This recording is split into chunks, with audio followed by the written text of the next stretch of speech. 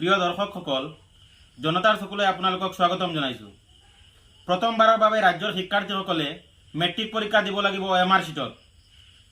ৰাজ্যৰ শিক্ষা বিভাগে জাৰি কৰিছে এক নতুন নিৰ্দেশনা। শিক্ষা বিভাগে জাৰি কৰিছে এক লিখিত নিৰ্দেশনা। এই লিখিত নিৰ্দেশনা অনুসৰি ফেব্ৰুৱাৰী মাহৰ প্ৰথম সপ্তাহত অনুষ্ঠিত হ'ব মেট্ৰিক পৰীক্ষা। এইবাৰৰ মেট্ৰিক পৰীক্ষা কিদৰে হ'ব লৈ আহিছোঁ সবিশেষ এই প্ৰতিবেদনত।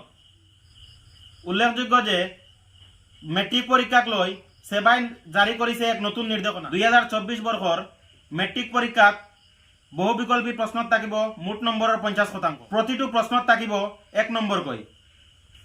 প্ৰথমবাৰৰ বাবে OMR শীটত দিব লাগিব শিক্ষাৰ্থীয়ে পৰীক্ষা। বাকী 50% প্ৰশ্নৰ উত্তৰ পূৰ্বৰ দৰে উত্তৰ বহীত লিখিব লাগিব শিক্ষাৰ্থীসকলে। এই প্ৰশ্নৰ উত্তৰৰ বাবে 16 পৃষ্ঠাৰ বহি যোগান ধৰা হ'ব শিক্ষাৰ্থীসকলক। উল্লেখযোগ্য যে মুঠ 4টা বিষয়ত থাকিব OMR শীটৰ প্ৰশ্ন।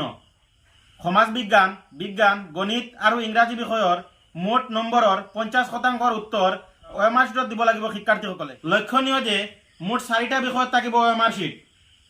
বিজ্ঞান, সমাজ বিজ্ঞান, ইংৰাজী আৰু গণিত এই 4টা বিষয়ত থাকিব OMR শীটৰ মুঠ নম্বৰৰ 50%।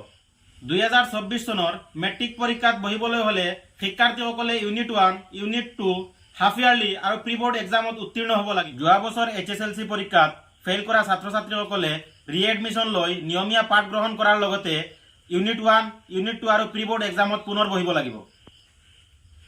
যোৱা বছৰ HSLC পৰীক্ষাত অনুত্তীৰ্ণ ছাত্ৰ ছাত্ৰীসকলে ৰিএডমিশ্যন লৈ নিয়মীয়া পাঠ গ্ৰহণ কৰাৰ লগতে সকলো পৰীক্ষাত অৱতীৰ্ণ হ'ব লাগিব।